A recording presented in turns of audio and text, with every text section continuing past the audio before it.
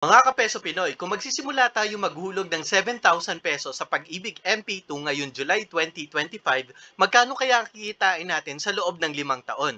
Simulan na natin ang pagko-compute. Dati 7,000 times 7.10% at ito ang gagamitin natin na dividend rate sa buong computation natin. Pero paiba-iba ang dividend rate ng Pag-ibig mga kapeso depende sa kinikita nila. Times 6 months, i-divide natin yan ngayon sa 12 months. Ang 6 months, nakuha natin yan from July hanggang December 2025. Kaya ang total na kikitain ng 7,000 natin ay 248.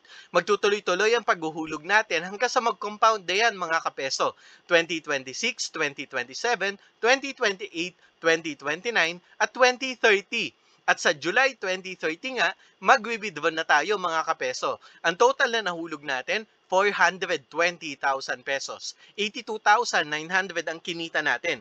Kaya ang total na mawi-withdraw natin after 5 years ay nagkakahalaga ng 420,000 or 420,000 plus 82,917 ay 502,917 mga kapeso. Ano mga kapeso? Mag-i-invest ka na ba sa Pag-ibig MP2 o sa iba ka pa rin mag-i-invest? I-share mo naman ang iyong thoughts regarding Pag-ibig MP2 on our comment box.